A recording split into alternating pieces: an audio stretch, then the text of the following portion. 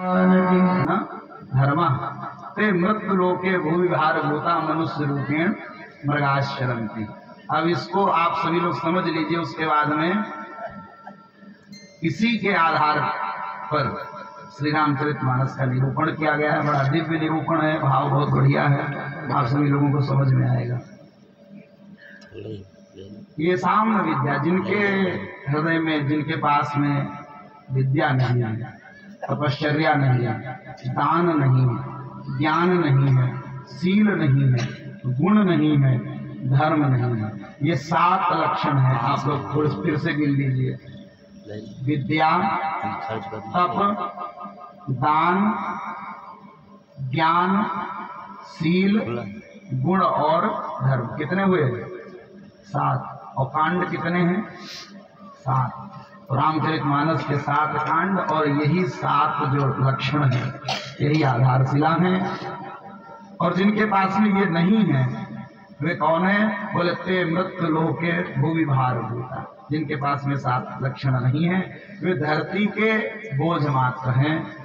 और इतना कहने पर भी जब संतोष नहीं हुआ नीतिकार को, तो नीतिकार कहते हैं मनुष्य रूपेण मृगाश्चरन्ति। वस्तुतः वो मनुष्य केवल रूप में है, अन्यथा वो बिना सींग और पूंछ के बढ़िया वाले अव्वल दर्जे वाले पशु हैं। तो मर्यादा पुरुषोत्तम भगवान श्री राम,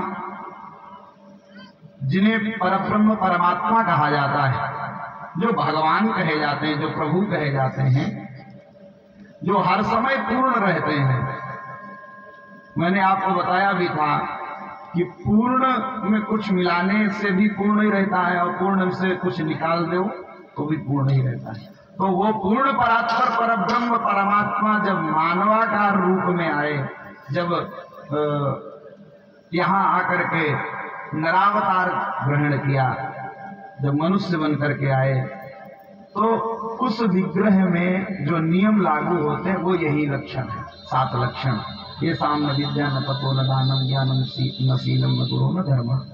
अगर ये नहीं है तो वो पूर्ण परात्पर परब्रह्म तो ठीक है, लेकिन मनुष्य पूर्णतया नहीं हो पाए। तो भगवान मनुष्य रूप में आए, और मनुष्य रूप में इसलिए आए, मनुष्य रूप में किस लिए आते हैं भगवान? ध्यान से सुनिएगा। कोई तुम्हारी जगह कौन क्यों लेगा? मनुष्य की जगह कोई उच्च पदवी पर बैठा हुआ व्यक्ति नीचे क्यों आएगा? वो भगवान बने हैं। नारायण को नर बनने की आवश्यकता क्यों पड़ी?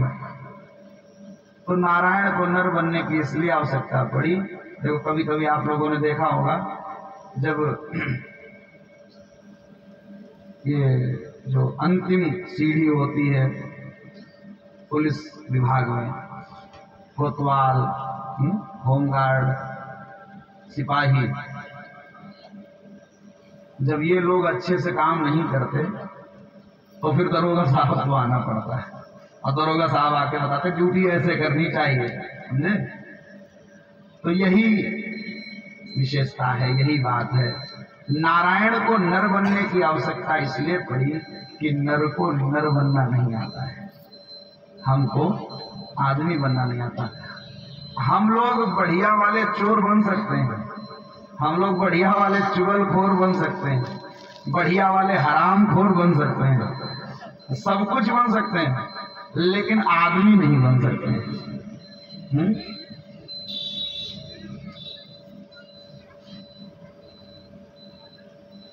अच्छी नीयत नहीं तो कुछ नहीं, दिल में अहमियत नहीं तो कुछ नहीं, और आदमी में सब कुछ हो लेकिन अगर आदमियत नहीं तो कुछ नहीं।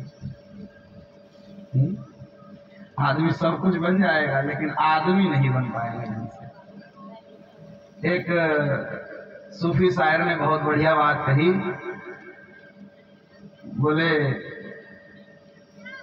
भगवान जब ऊपर से नीचे आया तो है तो वो राम, उसको तो राम लीला करनी चाहिए, लेकिन भगवान ऊपर से आते तो नर लीला करते हैं। भगवान है तो राम लीला नहीं करते, यहाँ आकर के नर लीला करते हैं।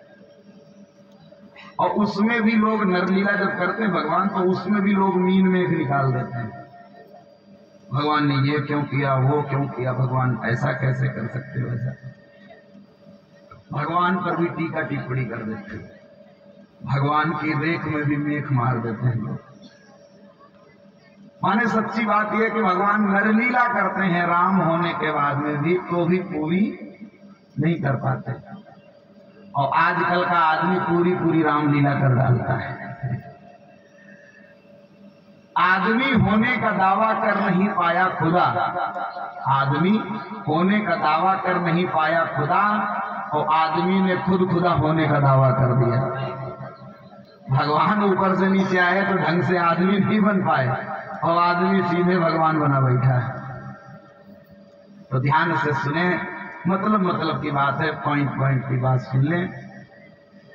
भगवान नरावतार रूप में विग्रह धारण करके आते हैं, तो पहला लक्षण है विद्या, और पहला कांड है बालकांड। ये रामचरितमानस ही भगवान को पुरुषोत्तम बनाती है, भगवान को उत्तम पुरुष बनाती है। तो बालकांड में सबसे पहले भगवान विद्या सीखते हैं, और विद्या कहाँ सीख रहे हैं? बोले गुरु ग्राह गए पढ़न रघुराई, अल्पकाल विद्या सब आई, अल्पकाल